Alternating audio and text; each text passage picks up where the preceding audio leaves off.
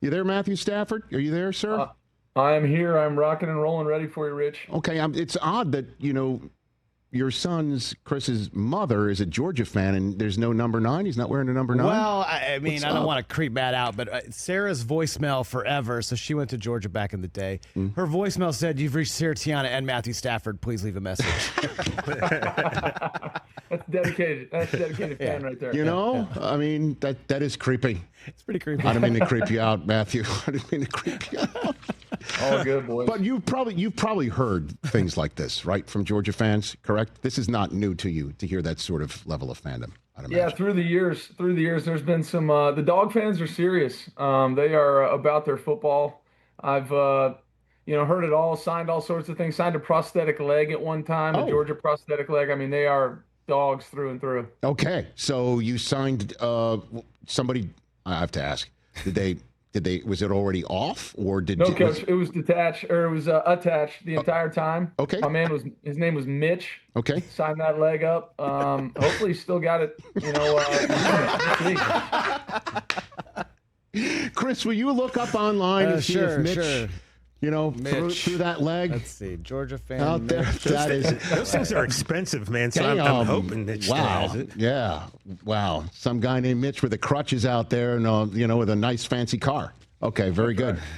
Did you watch the SEC championship game? Do you take time for that out of your prep or no? Yeah, I watched a little bit of it. We were kind of traveling on Saturday, but was able to see some of it, and proud of the dogs, man. What a win. Tough to beat Alabama anytime you play them. I had their rough couple games against them in the past, but nice to come out with a win. And we'll see how this playoff goes, man. It's wild to see who's in and who's out, but the dogs are in, so I'm happy. Yeah, at least you're in a sport where there are actual rules to figure out who makes it. I've got Matthew Stafford here on the Rich Eisen Show. We're back on ESPN Radio, presented by Progressive Insurance. How you feeling, man? It looks like everything is obviously going well, but what's your perspective on your remarkable season to date, Matthew? No, I feel good. My body feels good. I'm having a blast playing the game that I love with a bunch of guys that, I couldn't be happier to go to work with every single day. Our coaches, our players on our team, everybody's all about the right kind of stuff. And, that's the best part about it. We have a process. We go about it. We've won more games than we lost this year, but even the games that we lose, man, we just go back to work, understand what we got to do to clean it up. But, don't get outside our lane too much. Just understand that our process works. We trust it and go to work and, winning more games than we're losing at the moment and playing pretty good ball. So it's a lot of fun. Walk me through what it's like inside the 5-yard line and you're in the same huddle as Davante Adams. Can you put me in your shoes, what it's like for you with him, Matthew? It's awesome. You kind of feel like you have a cheat code because, we're going to get down there. We're going to have big people on the field, and our offensive line is doing a hell of a job when we are handing it off of just knocking the other team into the end zone and us running it in. We had 3 rushing touchdowns, in the last couple of weeks, and guys are doing a hell of a job down in there too. But if they want to play one-on-one coverage, he's as good as anybody I've ever been around. He's probably as good as anybody that's ever played in this league at winning in short areas and making plays in the red zone. He was a touchdown maker when he was in Green Bay. I remember standing on the other sideline, hating every minute of it as he was scoring against us, and to have him in the same huddle as me, I pinched myself and realized that I'm getting to play with a special guy down there. Yeah, I know. And for you to say that, for those youngins out there, you played with a guy named Calvin Johnson. I just confirmed it. For you to say that, right? So, sir, for you to say that about another player, obviously Devante is going to be wearing a gold jacket one day. We all know that. But does it remind you of any of those Megatron moments for you? Yeah, they do it in a different way. Calvin just waking up and getting out of bed and being that big and that physical and the ability to go up and get it, and Davante's ability to win and create space, in a phone booth basically, is unbelievable. I have so much fun playing with him, and I had a ton of fun playing with Calvin, obviously. But Davante's got this confidence down there. When he gets his opportunities to go win, he's going to do it. And shoot, should have had a touchdown against Arizona. I missed him on a fade ball, on the first drive of the game. If I just give him a chance, he left the corner standing at the line of scrimmage. So he's still doing it, even though he didn't get a touchdown last week. He's still playing at an unbelievable clip and obviously helping us get in the end zone and score points. Yeah, and Puka had 2. He's on. His contested catching is absurd. You put it in a spot where where he can go get it. He's going to go get it. It doesn't matter who's around him. I mean, this is a perfect picture to give you an idea. And this is the one where he caught this one, high pointed, and then backed into the end zone. There was another one over the middle where you threw it where only he could get it. He did. Yeah, right? I mean, that was what's that like for you from the pocket when you see that? Yeah, I mean, it's awesome. I don't take it for granted. I understand what a special player he is as well. He does some great stuff with the ball in the air, like you're saying, but his physicality for our team is such a separator. And sometimes that he's, going up and making that play or finding a way to get in the end zone when he catches it on the 5-yard line, that physicality. But even in the run game, run after catch, all the stuff that he does for us, man, he's such a tone setter. A joy to be around, a great teammate. You ask anybody on our team, how they feel about that guy. He's just an absolute stud, brings a ton of energy and helps us be who we are. And McVay in your ear, I think I saw an NFL Films snippet a couple weeks ago where you were basically like, I get it, get out of my ear. Like, how often does that? Did I nail that right? I mean, I know I'm kind of paraphrasing in a way, but that's about right. That's okay. About right. He he's an energetic guy. He loves the game of football and he loves the one-way mic. Because I can't talk back. He's taking full advantage, especially during TV timeouts when we got a little downtime. He can chirp at me, but he's always just, giving me coaching points for the guys or to relay this personnel or that.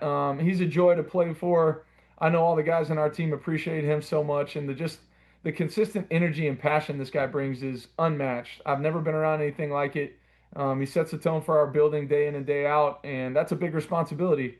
And he does it, in an unbelievable manner with, compassion, but at the same time, challenging guys. I mean, it's a really unique leadership role that he plays on our team, and we're appreciative of him. How much do you have with the game plan, though?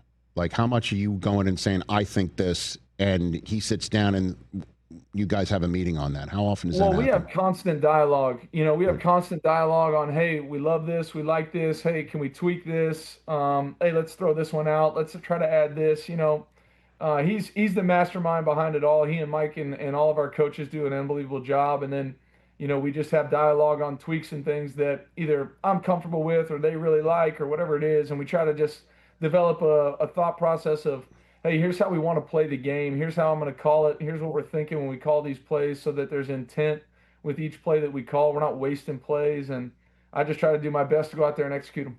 Matthew Stafford here on the Rich Eisen Show.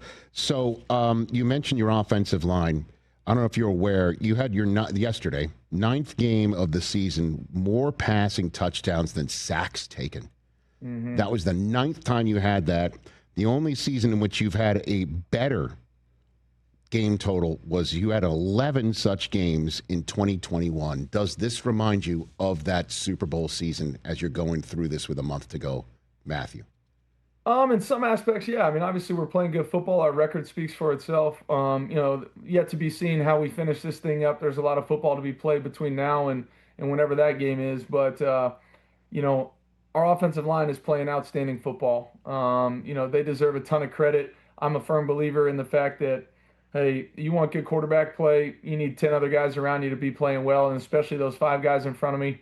And they are playing at an outstanding clip, communicating, playing tough and physical in the run game. Shoot, we rushed for 250 yesterday too. So they're doing a great job in the run game and the pass game. A ton of credit for our success should go to those guys. Everybody gets enamored with, like you just said, watching Puka go up in one-hand one, or Davante just dice somebody down low, or our backs break off a run. But all that has started, with the guys up front. They do a hell of a job for us. Happy to have all those guys. And it is a team and group effort up there. They all pull for each other, and it's a fun group to get to work with. And then obviously you've got the Lions this week. Are you over the whole business with the Lions? It's just another game, or no? Yeah, I mean, I just know how good of a football team they are. I got a ton of respect for the talent that they've been able to acquire and how they go about their business. I think Dan does a hell of a job getting those guys ready to play week in and week out. Jared's playing at a high clip. Their defense is explosive as well, so it's a big challenge for us. They've gotten the best of us the last couple of times we played them. It's been good games each time. So I imagine it'll be another tight one. 2 really talented teams going at it and just give it our best shot. But it's your 4th game against them now since parting ways and going to Los Angeles. Any thoughts when you see that, Honolulu Blue across the way at all, Matthew? Not really, not as much as I used to. Obviously the first time we played them in 21, I knew 80% of the roster was still there and all the guys were still there. And it's a small number of guys that I, was able to play with when I was in Detroit that are still there. Some of those guys really, great teammates, great friends, will be for forever. But at this point in the season where we are, man, I'm just trying to do everything I can to win football games. Obviously there's history, there's a storyline and all that kind of stuff. But once the ball snapped, I'm dealing with that defensive side of the ball, trying to do what I can to help us score. And, it'll just be another football game. What do you think of when you hear the MVP talk surrounding you? I appreciate it. I also know that that's whoever gets that award, it's an unbelievable team accomplishment. I'm not throwing touchdown passes to myself. I surely am not getting open in the slot or doing any of that kind of stuff. So, whoever gets it, it has been for years. It's such a team and group award. I am obviously humbled to be in the conversation. I have a great respect for all the guys that play this game now that have played it before me. I'm an NFL fan. I'm in awe of a lot of the people that, do what we do. But, it's humbling and I do appreciate it. Do you feel like you're playing your best football? I feel like I'm playing pretty darn good football, that's for sure. It's just because of guys around me, the work we're putting in, the group we have. I'm having more fun than I've had in a long time playing this game, and that's something to be said. So at this age, with this many grays in my beard, still having a good time is fun. I love it. In terms of what you said before, too, in the few minutes I had left with you, Matthew, you said something along the lines of that everybody around here, the teammates, coaches, are about the right thing. What do you mean by that? Can you give me some examples of what that means, Matthew? Well, some of my favorite stuff when you watch our games is, I throw a touchdown to Puka, and Davante's the first guy there to celebrate him. Or I throw, one to Davante, and Puka's there hyping him up. Or we hand one off to one of these backs, and they get in the end zone, and nobody's happier than myself and all the guys. We all cheer for each other's successes. We understand that all that stuff's going to come around. Our defense, Landman gets a pick or knocks one out, man, we're all hyped up for him. It's such a fun group to go to work with. And then that's what everybody gets to see on Sundays. And then, being in this building throughout the week with these guys and see the work that we put in, the steadiness that we have, no matter the result from the game before, whether we win a game by a bunch of points or lose one in a heartbreak fashion, whatever it is, it's a steady group. We understand what it takes to go out there and give ourselves the best chance to win, and we do it every single week, and that's a fun thing to be a part of. Yeah, it's interesting you mentioned the backs, obviously, because, there's only, one guy you can hand the ball off to. There's multiple receivers you can target. You got Kyron, and you got, I'm biased. I'm a Michigan guy. Oh, watching Blake Corum score twice yesterday, including that was your last snap of the game. I think it was a handoff to him. He went 46 yards, ended your day. But just seeing him high-stepping on this field, too, I want to share a photograph with you because Michigan played in the college football playoff semifinal in that building a couple of years ago, and Blake couldn't play because he blew his knee out.